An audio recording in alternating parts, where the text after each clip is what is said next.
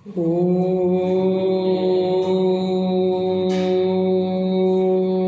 नमः सिद्धिभ्यः। ॐ नमः सिद्धिभ्यः। ॐ नमः सिद्धिभ्यः। निर्मल ज्ञान परिठिया कम कलंक डहेवी। अपाल दौजेड़ परू ते परमा पेड़वेवी। सब करम मल का नाश कर हर प्राप्त कर। जो लीन निर्मल ध्यान में नम कर निकल परमात्मा संतप्त मानस जिनके गुणों की गान वे वर्तमान महान जिन विचरे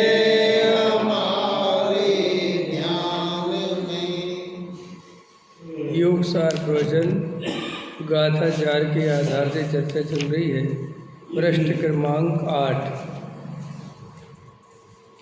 क्या कहते, देखो अपना निज स्वरूप अखंड ज्ञायक स्वरूप जिसने राग के कण का अंश भी मिश्रण नहीं, दया दान पंच महाव्रत का भाव और स्वभाव इन दोनों का मेल नहीं है, फिर भी अज्ञानी राग भाव को अपना स्वरूप मानकर अर्थात राग मेरे से पृथक होने लायक नहीं है, ऐसा मानने वाला मिथ्या दर्शन से दुखी ही हो रहा है। वह आत्मा के आनंद को पाता नहीं है। मिथ्या दर्शन से मोहित जीव 84 लाख योनियों में भ्रमता है। मुनिव्रत धार अनंत बार ग्रीविक उपजायो, पेनिज आत्मज्ञान विनाशुक लेस न पायो। दिगंबर साधु हुआ, 28 मूल गुणों का पालन किया, परंतु यह तो राग है। उसमें हित मानने वाला मोहित प्राणी आत्मा के ज्ञान आनंद की खबर बिना मरकर 4 गति में रुलेगा। मिथ्या श्रद्धा अर्थात क्या? अपन कुदेव कुशास्त्र कुगुरु को तो मानते नहीं, अपन तो पंच महाव्रत पालते हैं, इसलिए अपन को तो मिथ्यात्व नहीं है। परंतु पंच महाव्रत यह तो राग है, उसी में पालूं, ये मेरे हैं, ये भाव मुझे हितकर है, यह मान्यता स्वयं ही मिथ्या श्रद्धा है। इस कारण यह जीव अज्ञानी मिथ्या दृष्टि है, उसे तो मिथ्या दर्शन का जहर चढ़ा है, उसे आत्मा के अमृत का जरा भी स्वाद नहीं आता। ख्याल में आया कि नहीं आया? क्या कहते देखो थोड़ा। मुनिव्रत धार अनंत बार, समझ में आया? अनंत बार मुनि हुए पर अपने ज्ञायक स्वरूप को नहीं पहचाना। पैने जातम ज्ञान बिना सुख लेसना, अकर्ता ज्ञायक को नहीं पहचाना। मैं करने धरने वाला नहीं, मैं तो जानने वाला हूँ। जड़ की क्रिया जड़ में होती है, ये जड़ की क्रिया का कर्ता मैं नहीं हूँ, ये रागादि भाव का कर्ता मैं नहीं हूँ। ये अंदर में ये श्रद्धान नहीं हो पाया। अब क्यों नहीं हो पाया? सच्ची बात तो ये है कि योग्यता नहीं थी तो नहीं हो पाया। वस्तु स्वरूप तो ऐसा ही है, ये सब भाषा है कि जीव ने ये करा ये करा ये करा, कुछ नहीं है।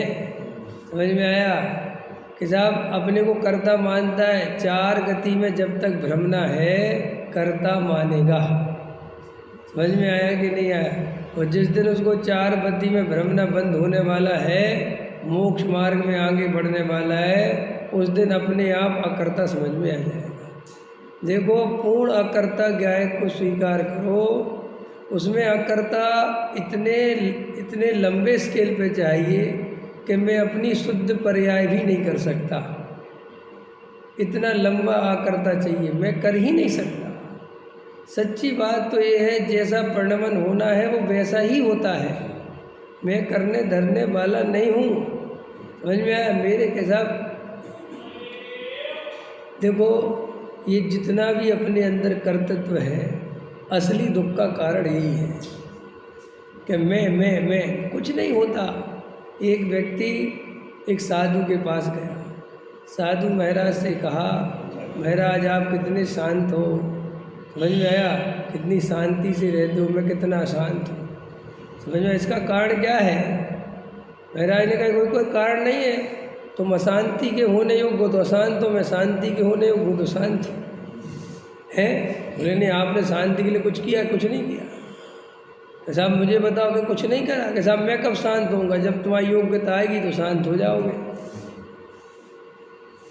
अब आपको लगता है जी कोई उत्तर है? असली उत्तर है ये स्वीकार करते ही शांति आती है। समझ में आया? मैं करता नहीं हूँ, अशांति का भी करता मैं नहीं हूँ। शांति तो छोड़ो, अशांति का भी करता मैं नहीं हूँ। साहब मैं राग द्वेष का कुछ नहीं करते तुम। योग्यता है पर्याय की तो राग द्वेष होते हैं। अगर अब भी तुम्हें स्वीकार करो तो राग द्वेष मिटते। अब गजब की बात, क्या स्वीकार करना है बसेन जी? राग द्वेष का करता मैं नहीं हूँ, इससे राग द्वेष मिटते हैं। और अपने अंदर क्या चलता है कि जी कैसी बात, उल्टी लड़ाई नहीं है। तो भाई हम ये स्वीकार करें कि हम राग द्वेष के करता नहीं तो राग द्वेष मिट जाएंगे। उल्टा ये स्वीकार कराओ कि करता हो और मिटाओ। हाँ समझ गए? हमें ऐसा लगता है कि ये क्या बात हुई भाई, हम मोक्ष का पुरुषार्थ करेंगे तो मोक्ष जाएंगे। आचार्य कह रहे तुम बस ये छोड़ दो कि करोगे। भाई करने से रुकता है, तुम छोड़ दो बस। भाई व्यवस्था समझो, अपन करता भरता नहीं है कुछ भी। सहज बचपन आया तो बचपन में जैसी निर्दोषता थी वो जवानी में नहीं बची। जवानी में जैसी वासनाएं थी वो बुढ़ापे में नहीं बची। क्यों? प्रकृति सिस्टम है। बुढ़ापा के कर्ता भी तुम नहीं, जवानी के कर्ता भी तुम नहीं, और वो बचपन में जो निर्दोषता थी, पवित्रता थी, उसके भी कर्ता तुम नहीं। व्यवस्था ही है। बचपन जैसा होता है, जवानी जैसी होती है। कल लिया था ना, 5 तीर्थंकर ब्रह्मचारी बन गए तो वे बन नहीं गए। प्रकृति में उनके ब्रह्मचारी बनने की योग्यता ही थी, वैसा उदय ही था। वो उनने कुछ लगा के बन गए, यही तो मिथ्यात्व है। समझ में आया? देखो भाई, मेरा कुछ नहीं है। मैं तो ज्ञाता हूँ, ज्ञायक हूँ, जीव तत्व हूँ, मेरा कुछ नहीं है। आप और हम गहराई से विचार करते हैं तो मेरा कुछ भी नहीं पाते हैं। मेरा क्या है? इस शरीर तक मेरा नहीं, इस आत्मा में उत्पन्न होने वाले रागादि भाव मेरे नहीं। जब यही छोड़ के चले जाते हैं तो फिर बाकी के पर पदार्थ तो मेरे हैं ही नहीं। तो फिर श्री गुरु से कहा कि जब ऐसा प्रत्यक्ष दिखाई देता है कि मेरा तो वास्तव में कुछ भी नहीं है, तो फिर ये मेरे का इतना विस्तार क्यों है? फिर ये मेरा क्यों करता है? क्योंकि मेरे के बिना मैं नहीं बनता। क्या कहा? मेरे के बिना मैं नहीं बनता। मैं को बड़ा करने के लिए मेरा चाहिए। आप अपना परिचय कैसे देते हो? आपसे कोई पूछता है कौन हो आप कैसा परिचय देते हो? सोचा कभी आपने परिचय देने की? सोचे कि परिचय कैसे देते हो आप? देखो, एक रोड चलते गरीब आदमी से को क्या नाम तुम्हारा? बल्लू। इतना परिचय देगा वो, क्योंकि उसका इससे ज़्यादा मैं बड़ा नहीं हुआ। और तुम कैसा परिचय दे? मैं श्रीमान वज्रसेन जैन हैं। श्रीमान भी आ गया, वज्रसेन जैन, और मैं विश्वास नगर का प्रधान। अब ये जितना मैं बड़ा करना है उसके लिए मेरा होना चाहिए। मेरी कोठी है बिहार में, मेरी 10 एकड़ ज़मीन है, मेरी पत्नी, पहले जो सैकड़ों पत्नियां होती थी, हजारों पत्नियां होती थी, उससे भी मैं बड़ा होता था। कितनी पत्नी है तुम्हारे पास? एक, भाई एक ही है। हमारे पास 10-10 पत्नी है। पहले गाय बैल भैंस होते थे, इससे मैं बड़ा होता था भैया। पता पहले कैसे बोलते थे लोग? 100 गाय हैं और 100 में से 80 दूध देती हैं, और उनके यहाँ 50 घोड़े हैं। ये तो जो चक्रवर्ती का वैभव गिनते ना, 84 करोड़ घोड़े हैं, तो जैसे पढ़ते 20 लाख हाथी छोड़े, ऐसे ऐसा। ये सब क्या है? ये जो परिग्रह है, वास्तव में एक द्रव दूसरे द्रव का होता ही नहीं। तो ये जीव द्रव का पुद्गल हो कैसे गया भाई? ये तो प्रत्यक्ष है ना। एक द्रव दूसरे, एक वस्तु दूसरे वस्तु की कहाँ होती है क्या? देखो, जो कुर्सी है और जो स्टूल है, दोनों अलग अलग पड़े, उनको न्यारे न्यारे पड़े। कुर्सी स्टूल का कुछ नहीं कर सकती, स्टूल कुर्सी का कुछ नहीं कर सकता, दोनों सत्ता न्यारी न्यारी। दो द्रव्य कभी मिलकर एक हुए ही नहीं, हो सकते नहीं। ये जो अपन परिग्रह जोड़ते हैं, ये हम भी जानते हैं कि कभी मेरा नहीं हो सकता। कौन कौन मूर्ख है जो नहीं जानता है कि ये परिग्रह मेरा नहीं हो सकता? हो सकता है कि आपको लगता है कि मकान आपका हो गया, तो फिर तो ये भ्रम बना के क्यों रखना? भ्रम तो साफ साफ टूट रहा है ना कि भाई मेरा तो कुछ नहीं है, वास्तव में मेरा कुछ नहीं। अब भी मेरी पर्याय बदले तो ये सब छोड़ के यहीं से निकल जाना है भाई। 1% भी ऐसा कोई इस सभा में बैठा हो जो ये कहे कि मैं एक पुद्गल परमाणु को साथ में ले जा सकता हूँ? बताओ, कोई है आप कहे तो बताओ। नहीं ले जा सकते। तो आचार्य कहते साहब ये तो तुम भी जानते हो सच्चाई के साथ, ये एक पुद्गल परमाणु नहीं ले, तो फिर मेरा मानता क्यों है? प्रश्न है, जब तुम्हें पता है कि सत्य है कि हम नहीं ले, फिर ये मेरा क्यों मानता है? तो आचार्य कहते मैं के लिए, क्योंकि इसका मैं जो अहंकार है कि मैं कुछ हूँ, उसको ऐसा लगता है मैं कुछ हूँ, तो वो मेरी वजह से नहीं हूँ। नहीं समझ में आया? मैं ये जो 3 बार मैं बोला, ये मैं दूसरे से टिका हुआ है, पुद्गल से, संयोग से। जितने बड़े संयोग उतना बड़ा मैं।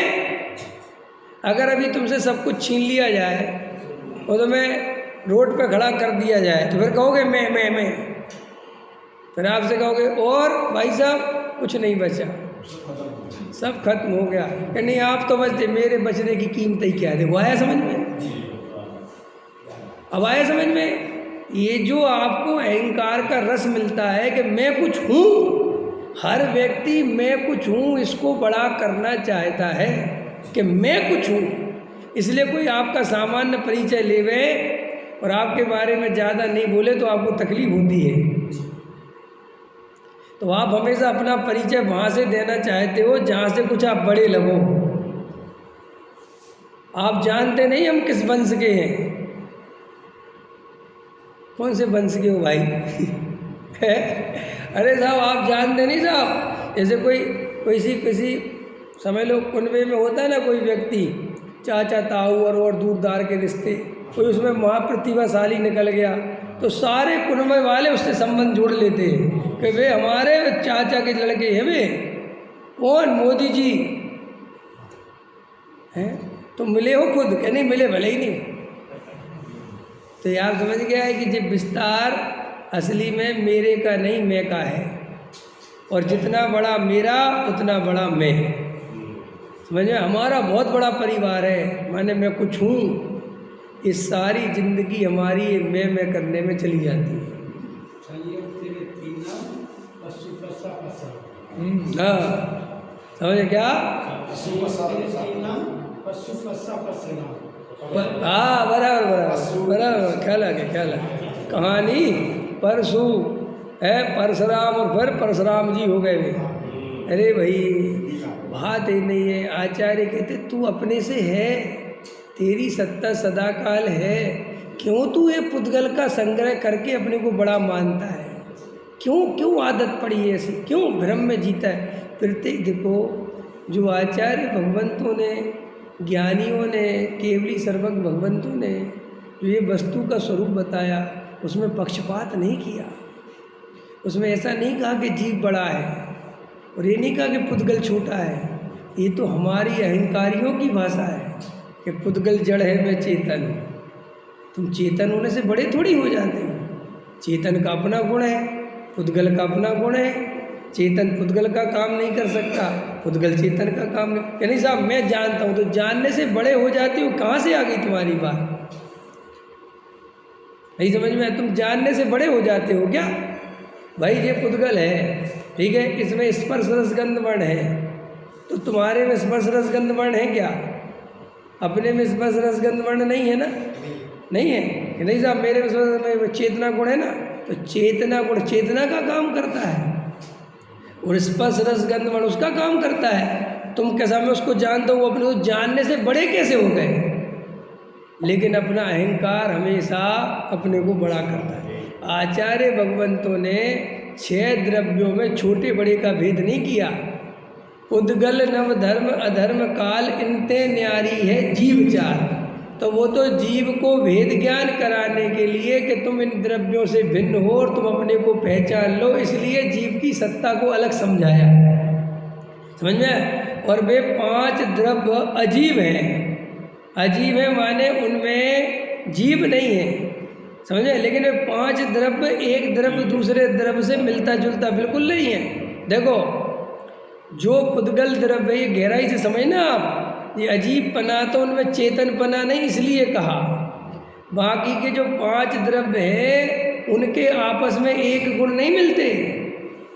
कैसे? जैसे जो पुद्गल द्रव्य है वो धर्म द्रव्य से बिल्कुल भिन्न है कि नहीं? धर्म द्रव्य में स्पर्श रसगंध वर्ण है क्या? अधर्म द्रव्य में है क्या? काल द्रव्य में है क्या? आकाश द्रव्य में है क्या? नहीं है ना। तो देखो, और जो काल द्रव्य में जो क्वालिटी है वो धर्म द्रव्य में है क्या? अधर्म द्रव्य में है क्या? जीव है, नहीं है ना। सबकी विशेषता अपनी अपनी न्यारी न्यारी, और सबका परिणमन अपनी अपनी स्वतंत्रता से होता है। ये बात जितनी ज़्यादा से ज़्यादा स्वीकार करोगे जीवन में उतनी शांति आएगी। अहंकार के लिए कोई जगह नहीं है। मैं जैसा हूँ मैं वैसा हूँ, वज्रसेन जी जैसे है वो वैसे है, अरविंद जी जैसे है वो वैसे। किसी भी द्रव्य को अपनी इच्छा के अनुसार परिणमन कराने की सोचना महामिथ्यात्व है। कोई मेरे अनुसार परिणमन कर ही नहीं, अरे कोई क्या, मैं ही नहीं कर सकता। समझ में आया कि नहीं आया? मेरा परिणमन मेरे हाथ में है क्या? कि नहीं साहब है, कर जाओ मुँह जाके दिखाओ, भी बोलो केवल ज्ञान लेके दिखाओ, वीतरागता लेके आओ, अच्छा जो चाहे तो वैसा करके दिखाओ। कि नहीं साहब हम चाहे तो क्रोध करें, नहीं चाहे तो नहीं करें, महामिथ्यात्व है। वो अंदर से ऐसा लगता है कि मैं चाहूँ तो करूँ क्रोध, मैं किसी ने मुझे गाली दी, अब मैं चाहूँ तो क्रोध करूँ और मैं नहीं चाहूँ तो क्रोध नहीं करूँ। ये है अंदर के नहीं दिखता तो ऐसा ही है ना। कोई हंसी बात है, हम चाहे तो करें, कहाँ चाहे पाए। हो सकता है कल उसी गाली पर क्रोध किया था और आज उससे डबल गाली दी तो क्रोध नहीं किया। कल उसी छोटी बात पे पत्नी को डांटा था और आज उससे बड़ी गलती कर दी तो नहीं डांटा। अगर तुम्हारे चाहने से होता है तो कल उतनी छोटी बात पे क्यों डांटा और आज इतनी बड़ी बात पे क्यों नहीं डांटा? अरे वो चाहे भी तुम्हारी नहीं है। इतनी गहराई में अकर्ता को स्वीकार करना पड़ेगा, तब जाके जीवन में वो शांति आएगी जो केवल ज्ञान को लेके आएगी। वो जीवन में वो शांति आएगी जो शुद्धोपयोग को लेके आएगी। क्यों? कि जब पूर्णता अकर्ता ज्ञाय की श्रद्धा हो गई तो भाई साहब करने धरने को कुछ बचा ही नहीं, तो उपयोग बिल्कुल खाली हो गया, और उपयोग खाली हुआ तो वो शुद्ध उपयोग में कन्वर्ट हो गया। तभी हो सकता है। अरे साधु बना लेकिन कर्तृत्व नहीं गया तो शांति नहीं आती। समाज की चिंता सताने लगती है, धर्म की चिंता, झंडे की चिंता, मंदिर की चिंता, धर्मशाला की चिंता, ये सब चिंता इस बात की निशानी है कि तुझे अकर्ता ज्ञायक स्वीकार नहीं हुआ। प्रश्न करो, सब चिंता होनी होगी तो वो भी तो होगी, स्वीकार तो करो ये बात।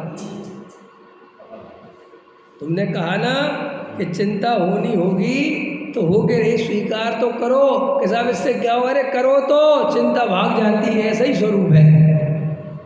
क्योंकि चिंता करने के लिए ये चिंता पहले चाहिए कि मैं करने वाला। नहीं आया रुचिन जी समझ में? क्या बोला? तुम्हें अपने बेटे की चिंता हो रही, क्यों हो रही? कि कहीं ना कहीं उसके कर्ता बनते हो तो हो रही हो। अगर ये बात समझ में आ गई कि मैं करता हूँ ही नहीं, तो चिंता करोगे कैसे? बोलो कैसे करोगे? अभी मोदी जी को जितनी चिंता है हमें तो नहीं है। तो हम भी तो उसी देश में रह रहे हैं, हमारे हाथ में कुछ है ही नहीं। और मोदी जी को लग रहा है कि उनके हाथ में है, तो वे मीटिंग पे मीटिंग कर रहे हैं, बराबर के नहीं कर रहे। श्री गुरु कह रहे कर तो रहे हैं लेकिन है कुछ नहीं। होने योग्य तो जो होगा वो ही होगा। समझ में आया रमेश जी? ये बात समझ लो अच्छे से। तो मेरा आपको फिर से समझाने के लिए बोल रहे हैं, मेरे का विस्तार क्यों करते हैं? क्योंकि मेरे के विस्तार से मैं बड़ा होता है, और मेरा अगर हटा दो तो मैं भी हट जाता है। पर है तो मैं हूँ ना, तू है तो मैं हूँ, तू नहीं तो फिर मैं भी नहीं। अगर पर खड़ा करो तो मैं खड़ा होता है ना, जैसे पुद्गल को खड़ा करो तो जीव खड़ा होता है, दो चाहिए ना। अगर मान के चलो सारे ही जैन ही हो तो अपन आपस में ही पूछे आपका नाम क्या, तो आप जैन नहीं बताओगे। जैसे मैं आपसे पूछूँ आपका नाम क्या, तो यहाँ सब ही जैन बैठे तो आप जैन नहीं बताओगे। लेकिन हाँ, आपको अन्य कम्युनिटियों के साथ बैठा जाए तो आप जरूर बोलोगे मेरा नाम जैन है। तो जैन अपने आप में अजैन से बनता है। नहीं समझ में आया? अब वो उसके लिए चाहिए ना भाई, तब तो ना। मैं देखो मुनिराज ऐसे बैठे, तो मुनिराज से कहो आप हैं कि कहाँ हूँ? मेरे होने के लिए पर भी होना चाहिए। अब यहाँ कोई है ही नहीं। देखो जब कोई नहीं होता तो मैं हूँ ऐसा कहाँ भाव आता है? नहीं समझ में आया? जब पर खड़ा करते हैं तो फिर मेरा भी भाव खड़ा होता है। ये पैसे वाले हैं तो देखो फिर मैं भी आया समझ में। जैसे जैसे पर का चश्मा लगाते जाते हैं वैसे वैसे मैं बड़ा होता जाता है। अब देखो क्या है शुद्धोपयोग, कैसे है मुनिराज शुद्धोपयोगी, वनवासी, एकांतवासी, जंगलवासी मुनिराज, शुद्धोपयोगी मुनिराज कैसे बैठे बैठे सारे जगत के ज्ञाता दृष्टा। तो उस सारे जगत के ज्ञाता दृष्टा में पंचन जी ध्यान दो, मैं ज्ञाता दृष्टा ये फीलिंग नहीं आती। मैं नहीं आता, वो ज्ञाता दृष्टा। क्या गजब की बात है। मैं गया, अगर वो मैं आएगा ना तो फिर वो तकलीफ आ जाएगी। पकड़ में आ रहा है? क्योंकि मैं तो अपने आप में अहंकार पैदा करता है। मैं कुछ नहीं। जैसे छह द्रव्य, जैसे पेड़ पौधे वस्तु, ऐसे ये ज्ञाता दृष्टा मात्र वस्तु। आनंद आनंद, और ये मैं की लड़ाई में अनंत दुख अनंत दुख अनंत दुख अनंत दुख। यही तो गजब का बात है, यही सुनो, यही समझ में आ जाए। बस आनंद ही आनंद करना। आज दिन भर आप आनंद आनंद करोगे, आप मैं को उठा के फेंक देना, खत्म। न पर है ना मैं हूँ, जो है सो है। क्या लिखा 6वीं गाथा में? बस एक ज्ञायक भाव है। समझ में आया? न प्रमत्व है न अप्रमत्त है, और वो तो जो ज्ञात है सो वो तो वो ही है। बस वो अनुभूति में आता है कि कुछ है, कि कुछ है माने वो ज्ञान आदि गुणों का धारी, वो आत्मूर्तिक प्रदेशों का पुंज, वो आत्मा सो मैं हूँ। बस तो बस ऐसा आनंद है। फिर ये बात भी निर्णयात्मक हो गई। अब वहाँ मैं हूँ ऐसा विकल्प के लिए भी अवकाश नहीं है। अब तो बस आनंद ही आनंद चलता है। और लोक में भी देख लो, देखो आपको बता दें थोड़ी देर के लिए, आपको झलक मिल जाए। आप एक फिल्म देखने गए थिएटर में, तो मैं फिल्म देख रहा हूँ ऐसा विकल्प करते हो क्या? अगर ऐसा विकल्प करो कि मैं फिल्म देख रहा हूँ, तो फिल्म का मज़ा आ पाएगा? तो फिर फिल्म का मज़ा कैसे आता है? फिल्म भी भूल जाओ, मैं भी भूल जाओ, 3 का शो है कि 6 का शो है, सब भूल जाओ तो फिल्म का मज़ा आएगा। और अगर फिल्म में सब याद रखा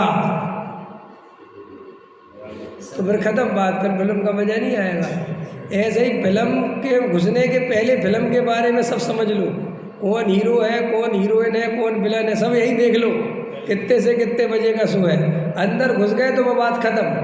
ऐसे ही आत्मा समझने के पहले समझ लो कि आत्म तत्व कैसा है, शुद्धोपयोग में कैसा है, बात खत्म हो जाती है, सिर्फ रमना होता है, आनंद होता है, बस अब आनंद लेने दो।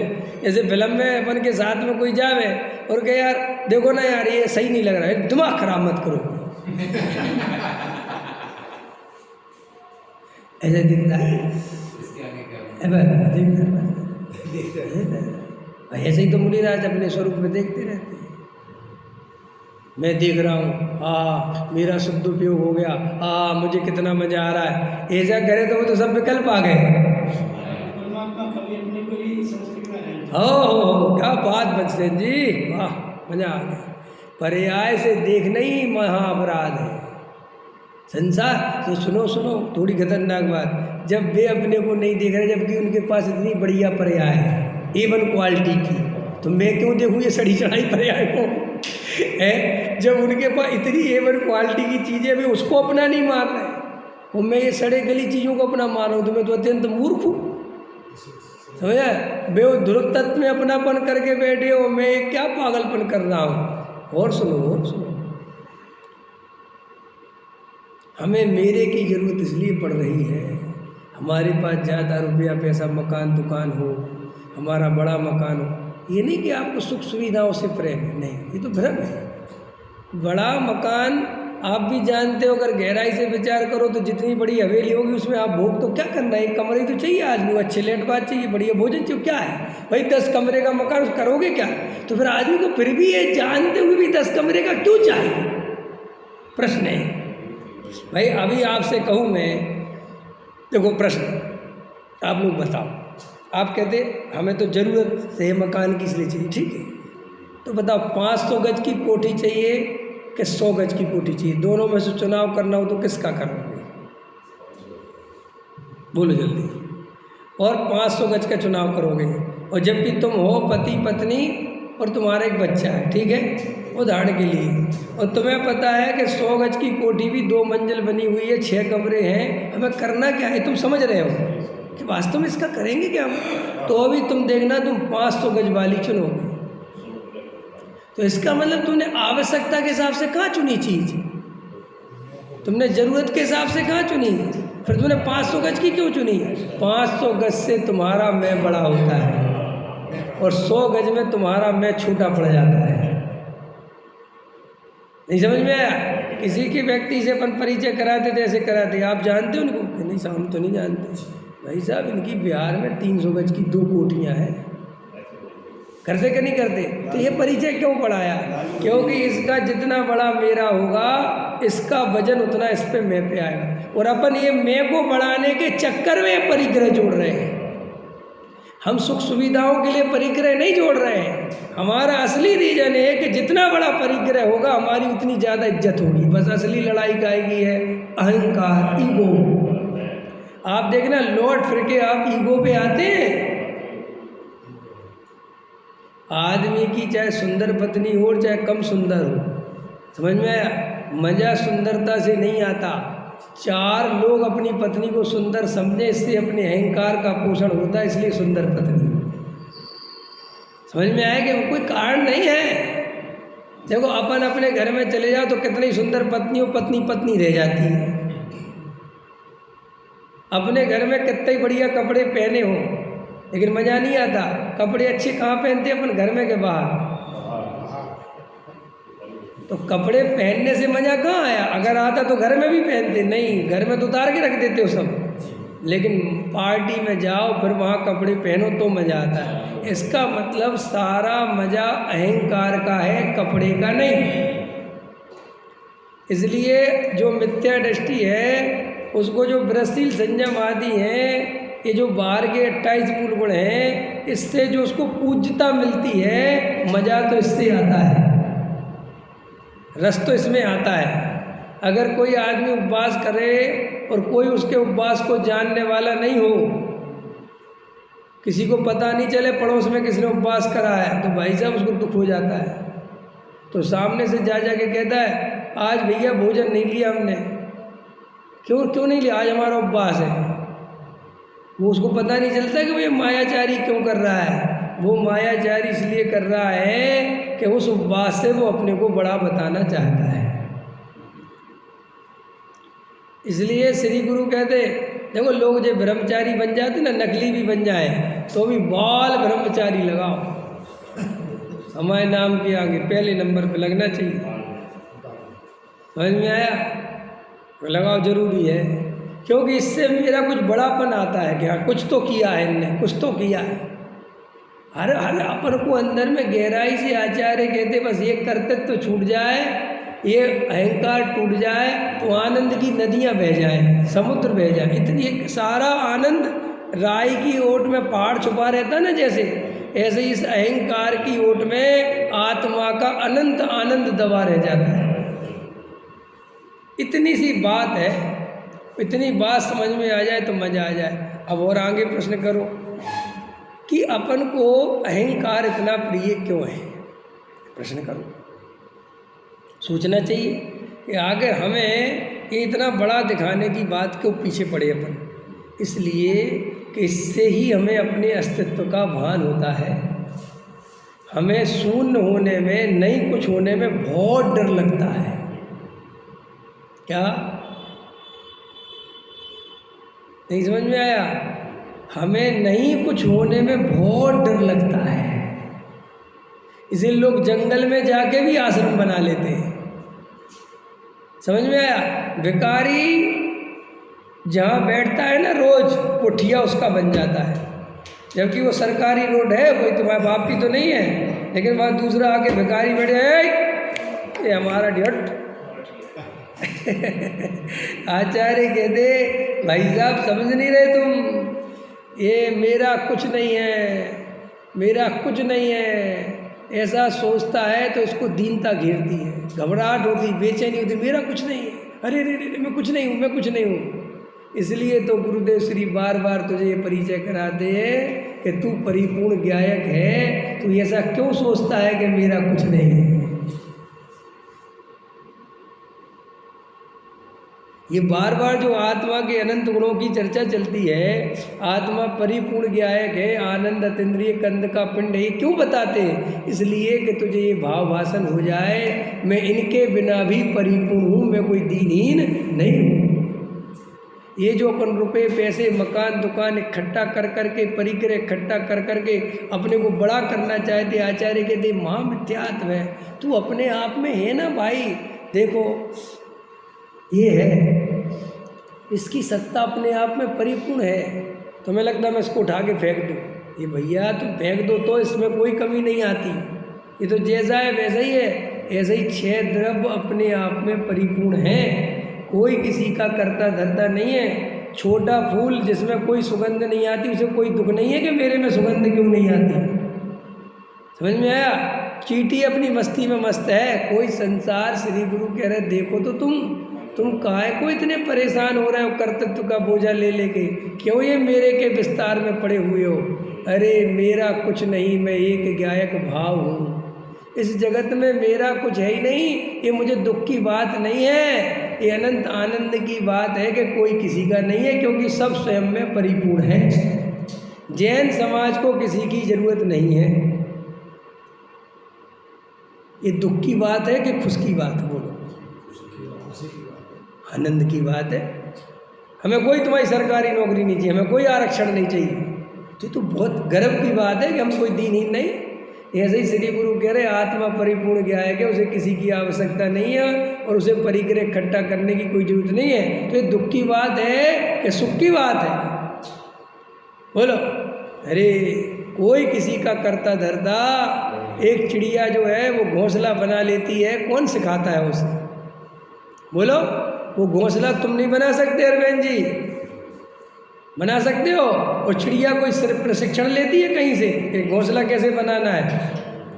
लेकिन उसकी माँ भी बना लेती है, उसकी भी माँ बना लेती थी, उसकी भी माँ बना लेती थी, और वो भी बना लेती है। प्रकृति का सिस्टम से तो भाई, माँ कहती मैंने अपने बच्चे को दूध पिलाया, माँ क्या कहती है? मैंने तुझे दूध पिलाया। अच्छा तो नहीं पिलाती? नहीं समझ में आया? अरे बच्चे ने दूध पिया, ये तेरे पे एहसान किया। क्यों?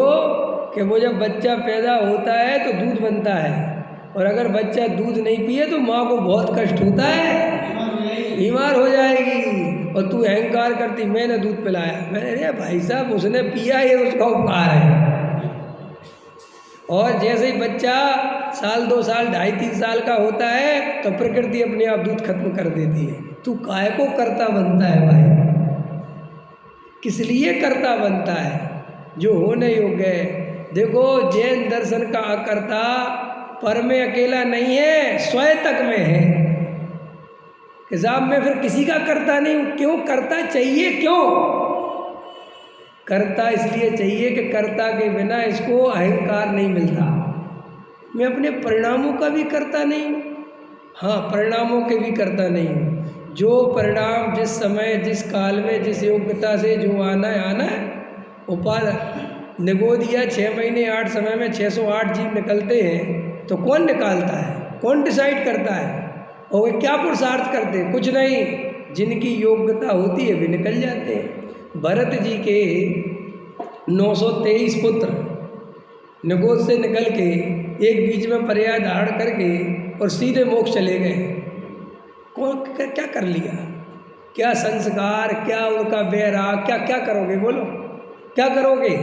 2 तर्क दो, इसका उत्तर दो। ऐसा पुरुषार्थ कहाँ से आ गया? ना पूरब में कोई देश ना सुनी। भाई सुनी थी क्या? बोलो और सुनो। ये जो लाइन कह रही मुनि वृद्धार अनंत बार, इस लाइन का भी अर्थ कर लो। एक जीव ये है कि अनंत बार मुक्ति की प्राप्ति के लिए बेचारा साधु बन गया। कितने बार? काय के लिए? मुक्ति, और इसे मुक्ति नहीं मिल रही।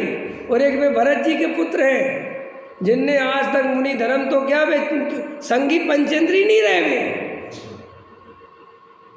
है। गिजाई की पर्याय से सीधे मनुष्य, मनुष्य सीधे मोक्ष।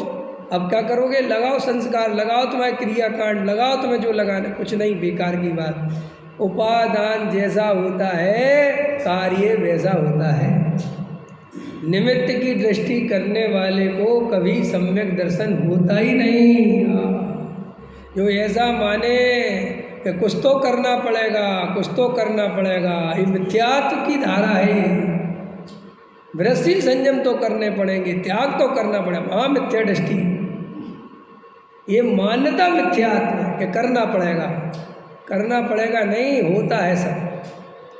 भूमिका के अनुसार जिस जीव का जैसा परिणाम होता ही होता है। मैंने त्याग किया, मैंने देखो श्री गुरु कहते हैं कि जो भाग्यवादी है ना, नियतवाद, भाग्यवाद सुना ना, क्रमबद्ध पर्याय कि सब कुछ नक्की है। हाँ सब कुछ नक्की है। एक तो अपने क्रमबद्ध पर्याय वाला आ गया, दूसरा वो भाग्यवादी लोग होते हैं ना कि साहब सब कुछ जो भाग्य में लिखा है वही होगा। एक ये बात सुनते कि नहीं सुनते क्या? और तीसरा कि भगवान ने जो करना है वही करेगा, राम की मर्जी के बिना पत्ता नहीं हिलता। बराबर यही बराबर। तो लोग कहते हैं साहब ठीक है, श्री गुरु आज से हम कुछ नहीं करेंगे। क्या तो आचार्य कहते सुन, ये कुछ नहीं करेंगे, ये भी करता है, ये भी जहर उतना ही बड़ा जितना कल तक चढ़ा हुआ था कि मैं करूँगा, मैं व्रतशील संयम करूँगा, मैं त्याग व्रत लूँगा, मैं ये करूँगा, वो करूँगा, ये करूँगा। फिर किसी ने समझाया कि तू करता धरता नहीं है, होता स्वयं जगत परिणाम, मैं जग का क्या करता काम, अच्छे बता दिया, कल से मैं व्रत नहीं करूँगा। तो नहीं करूँगा भी कर्ता की ही श्रेणी में आता है। क्योंकि ये तू जब तुझे समझाया कि कुछ करता है ही नहीं तो मैं नहीं करूँगा, तो इसका कर्ता भी कैसे हो सकता है? मैं कल से प्रवचन नहीं करूँगा, देखता हूँ अपने आप होता है कि नहीं। फिर मिथ्यात्व आ गया। अरे प्रवचन होने योग्य है तो हो रहा है, और अगर कल नहीं होने योग्य होगा तो नहीं हो जाएगा। तो अभी होने योग्य का ज्ञाता हूँ और कल नहीं होने का ज्ञाता रहूँगा, लेकिन करता नहीं आएगा। आएगा करता? बोलो। तो ये भाग्यवादी भी पूरी तरह भाग्यवादी कहाँ है? समझ में? क्रमबद्ध वाला पूरा क्रमबद्ध, जब सब कुछ नक्की है तो कुछ भी खाओ पियो मजे करो, वहाँ मिथ्या दृष्टि। कुछ भी खाओ पियो मजे करो, मैंने तू अपने को, तूने ये माना कि मैंने खान पान सुधारा है, जब तो तेरे को ये भाषा आती कुछ भी खाओ पियो। तूने अभी कितना गहरा मिथ्यात्व अंदर छुपा रखा है कि तेरे अंदर से जब ये कहते हैं कि सब कुछ निश्चित है तो तेरे अंदर ये भाव आता है कि कुछ भी करे, फिर मंदिर नहीं आए, पूजा पाठ नहीं करें, छोड़ दें। ये मान्यता मिथ्या दृष्टि। और भले ही वो बड़ा त्यागी वृत्ति बना फिर रहा है, भगत बन के घूम रहा है, लेकिन उसे ये बात स्वीकार नहीं होती तो उसी समय पता चल जाता है कि वो मिथ्या दृष्टि है, चाहे वो साधु ही क्यों ना हो। कोई कहते साधुओं के बारे में कैसे पता चले कि मिथ्या दृष्टि है कि नहीं, पूछते कि नहीं? सीधी बात है, जो क्रमबद्ध पर्याय को स्वीकार नहीं करे वो कर्तावादी है। और कर्तावादी क्या होता है वो तुम लगा लेना। समझ में आया कि नहीं? मैं क्यों, तुम खुद सोचो ना, विचार करो ना, क्योंकि कर्तृत्व रंच मात्र भी रह जाए तो जीव को आत्मानुभूति नहीं हो सकती। इसलिए जितने भी मिथ्या दृष्टि हैं उनके माथे कितने ही धर्म कर ले, चेहरे पे खिलावट नहीं आती, सल ही बनी रहती है।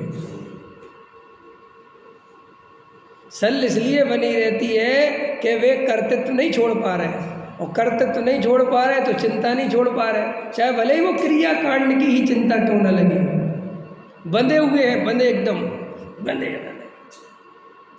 समझ में आया? बिल्कुल ऐसे ऐसे ऐसे ऐसे ऐसे पूरे टाइम उपयोग को ऐसा कस रखा है कि वो आत्मानुभूति करे तो करे कैसे, क्रिया कांड से कस रखा है, पकड़ रखा है, मजबूत कर रखा है सब। मैं तो ऐसा करूँगी, मैं तो ऐसा करूँगा, मैं तो ऐसा नहीं करूँगा, मैं तो ऐसे करूँगा, मैं ऐसे नहीं करूँगा। महामिथ्यात्व है सब। समझे? तू अपने को, इसलिए मैं लिख के दे रहा हूँ। अभी पूज्य गुरुदेव श्री कांजी स्वामी को मानने वाले भले ही लाखों की संख्या में हों, लेकिन समझने वाले हजारों में भी नहीं है। किसी को मानना अलग बात है, लेकिन उसको पूर्णता गहराई से स्वीकार करना अलग बात है।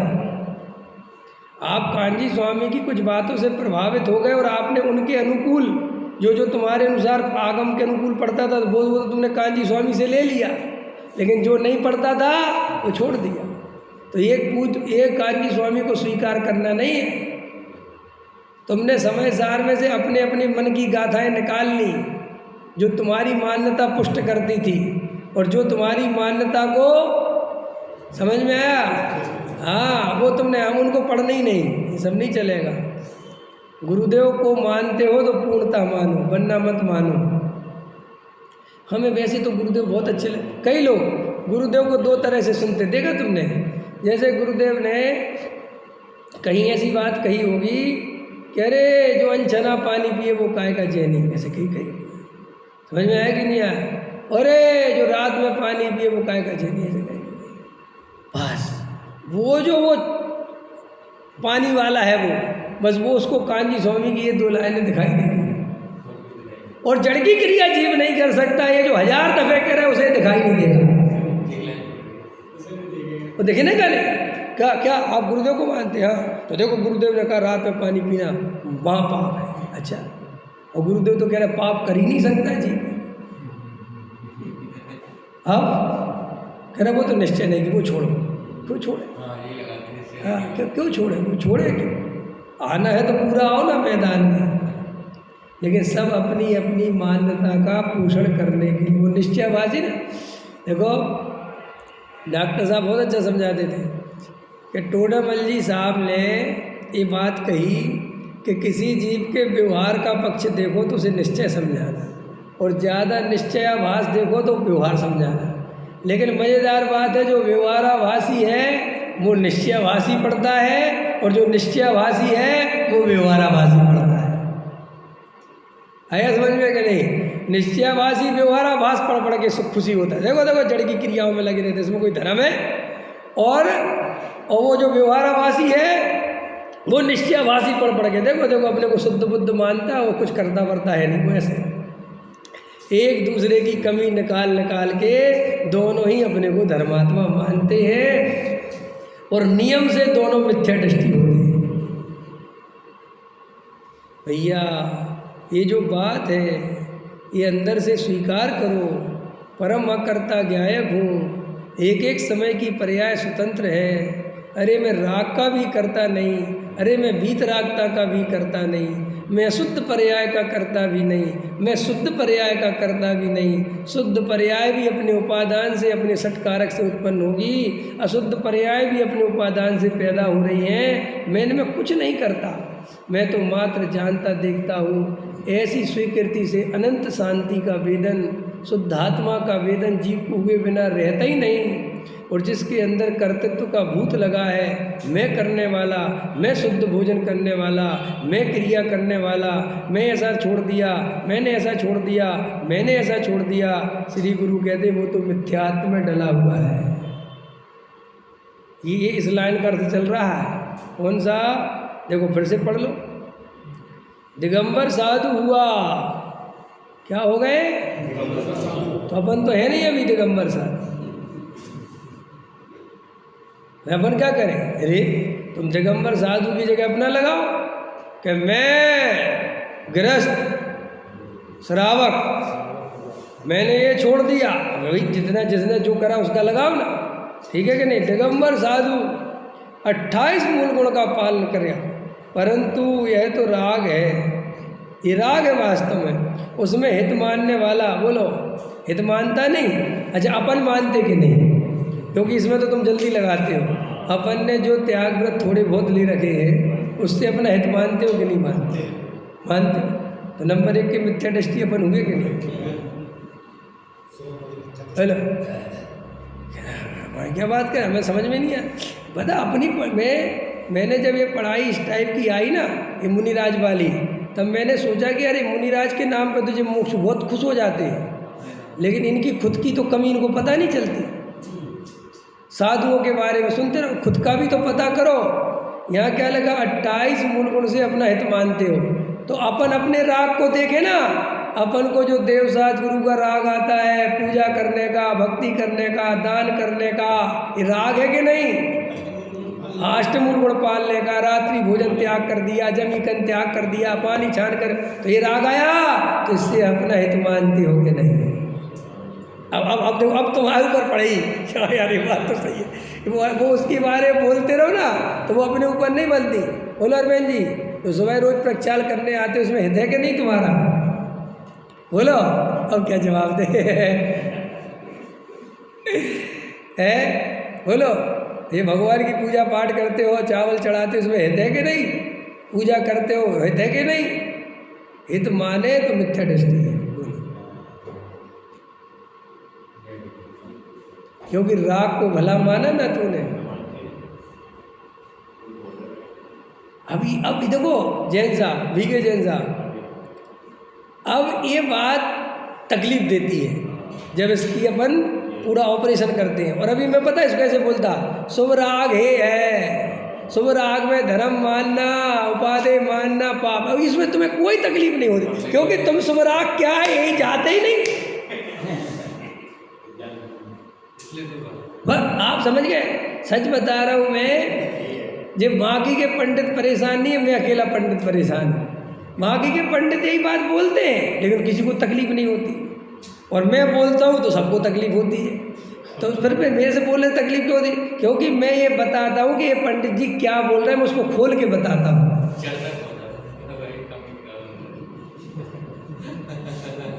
समझ में आया कि नहीं आया? तुम ऐसा तो सुनते रहते हो, शुभ भाव है, इनमें कोई धर्म नहीं, शुभ भाव में धर्म माने मिथ्या दृष्टि, शुभ भाव से लाभ माने मिथ्या दृष्टि। बोलो, लेकिन ये शुभ भाव माने क्या? पूजा से लाभ माने, मंदिर आने का कर्ता माने, इससे भला माने, इस राग को, ये इसका देह है भाई। ये जो ये लिखा देखो और पढ़ो, उसमें हित मानने वाला मोहित प्राणी आत्मा के ज्ञानानंद की खबर बिना मरकर 4 गति में रुलेगा। देखो लिख रहे, साफ साफ लिखा कि नहीं लिखा? ये अगर ये मैं ऐसा मानेगा, इस राग से भला मानेगा तो 4 गति में रुलेगा। देखो मिथ्या श्रद्धा अर्थात क्या? अब वो देखो, अब क्या है, देखो आगे कितना अच्छा गुरुदेव श्री ने बोला। अपने समझ गए, अपन अपना लगा, कुदेव कुशास्त्र गुरु को तो मानते नहीं, है कि नहीं? नहीं मानते ना रमेश जी। अपन तो पंच महाव्रत पालते। देखो भैया, अपन तो रोज स्वाध्याय सुनते भैया, अपना तो भैया बिल्कुल एकदम जीवन सेट है भाई। सुबह स्वाध्याय, शाम का स्वाध्याय। हम तो भैया पक्के सोनगढ़ी हैं, हम तो गुरुदेव के पक्के भगत हैं जी, चाहे कुछ हो जाए समझो। हाँ, स्वाध्याय हमने देते हैं, आंधी तूफान आ जाए हम स्वाध्याय नहीं छोड़ते। और देखो ये हम गुरु कुदेव सब मर जाएंगे, इन गुरु कुदेव शास्त्र को नहीं मानेंगे, मर जाएंगे, मर जाएंगे, ऐसा ऐसा करता रहता, मर जाएंगे। और देखो गजब, हम तो पंच अणु व्रत पालते हैं, जमी कर नहीं खाते, रात में नहीं खाते भैया, हमारा जीवन तो परम पवित्र है। भैया हमने तो जब से जैन धर्म समझा, हमने तो अपना जीवन ही बदल लिया। हमने तो रात का भोजन ना जाने कब से नहीं किया, हमें तो याद भी नहीं, और रात का पानी कब छोड़ दिया हमें पता ही नहीं, समझ में आया? और हमें कोई पीने का भाव नहीं आता कभी भी, मतलब बढ़िया। देखो ऐसा माने, ऐसा पाले, इसलिए अपन को मिथ्यात्व नहीं। क्या हो गया? अपने को कोई मिथ्यात्व नहीं है। ये मिथ्या दृष्टि तो व्यवहार पक्ष वाले हैं, इनके अपन तो भाई साहब परमात्मा की, आत्मा की, शुद्धात्मा की बात समझते हैं।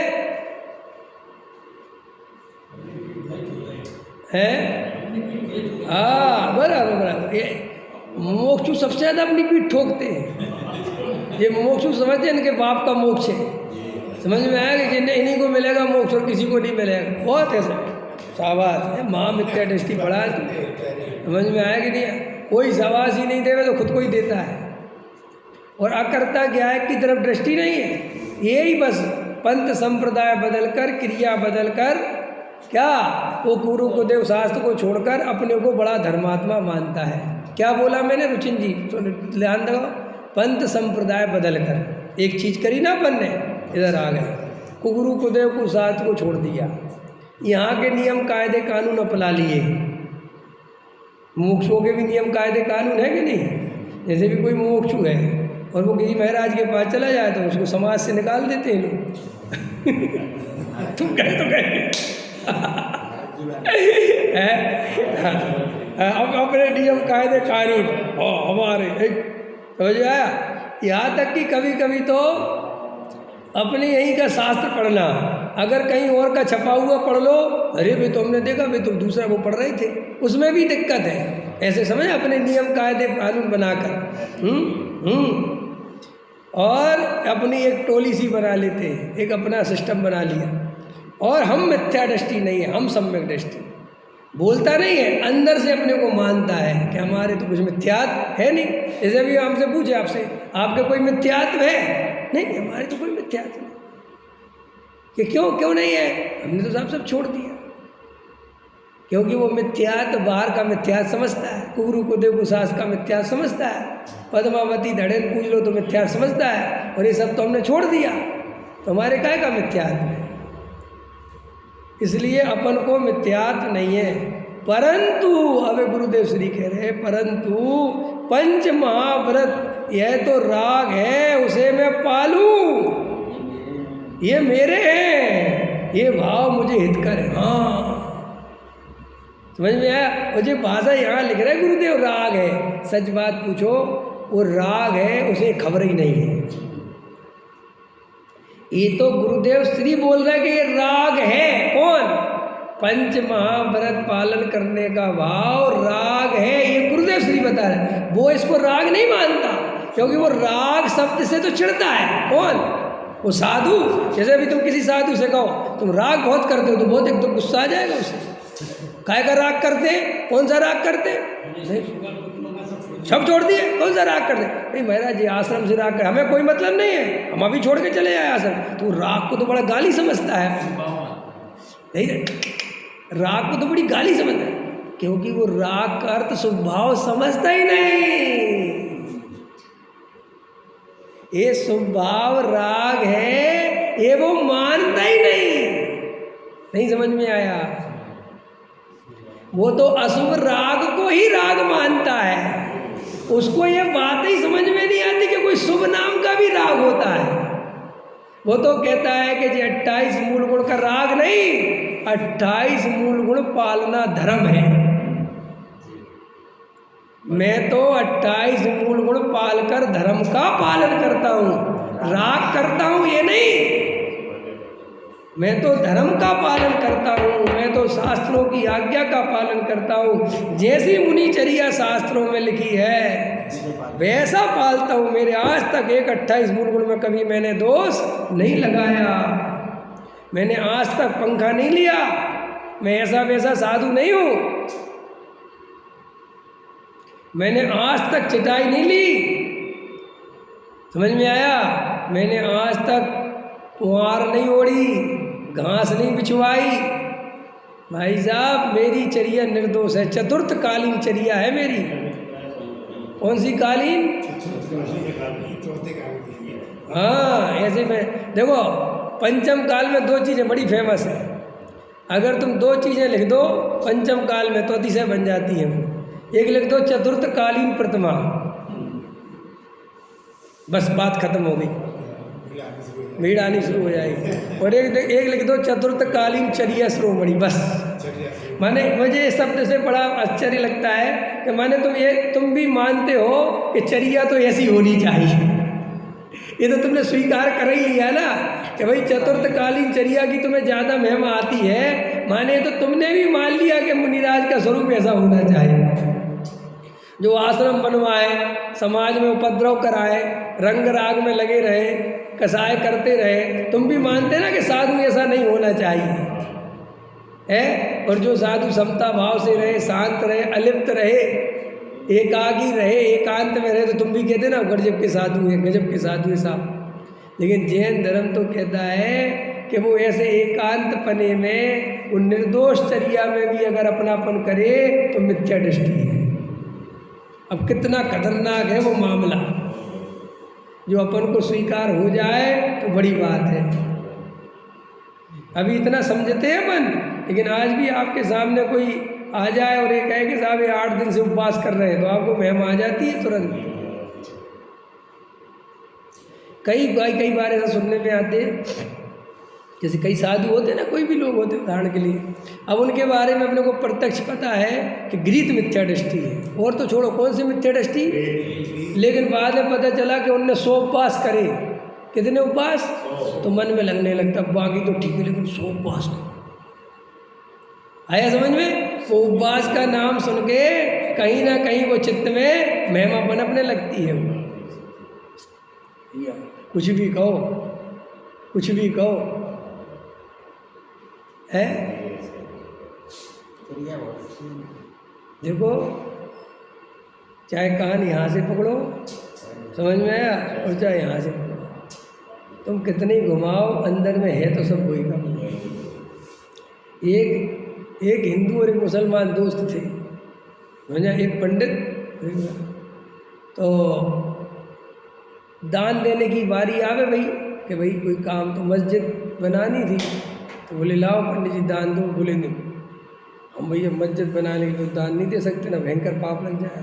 तो बोले कुछ नहीं, गिराने के नाम पे दे दो क्योंकि हम पुरानी गिराएंगे ना, हाँ तो ले लो। तो हमारा दान काय में गया? गिराने में, बनाने में नहीं। कुछ भी पकड़ो, तुम क्या समझते हो? तो वही होशियार हो। अरे क्या इन बातों में रखा है? श्री गुरु कहते ये बाहर में कितनी ही चतुराई करता है, 4 गति में घूमता है। ये बहुत दमदार नहीं है इन बातों में कि हम वहाँ गए थे तो उनने नमस्कार नहीं करा था हमने, तो तुमने क्या करा था? हम मन ही मन ना नमोकार मंत्र बोल रहे थे और हमने ऐसी गर्दन झुका के इधर को कर लिया था, हमने जिनवाणी कर लिया। क्या होता है इन बातों से? ये सब बच्चों के खेल है तुम्हारे, समझ में आया? तू अंदर अपनी श्रद्धा देख कि तेरी श्रद्धा क्या है। असली चीज क्या है? श्रद्धा, मान्यता। तो ये जो शुभराग है, ये शुभराग शुभराग शुभराग, तो श्री गुरु कहते हैं कि ये राग है, यही नहीं जानता। पहली बात तो समझ में आया?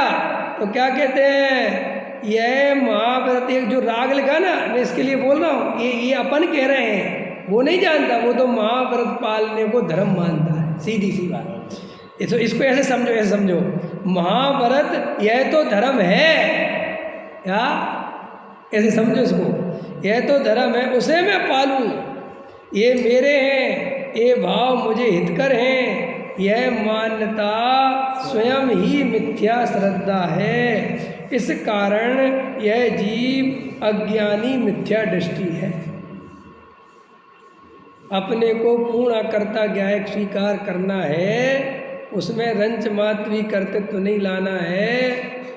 देखो भाई, वीतरागता कैसे आएगी, खुद विचार करो।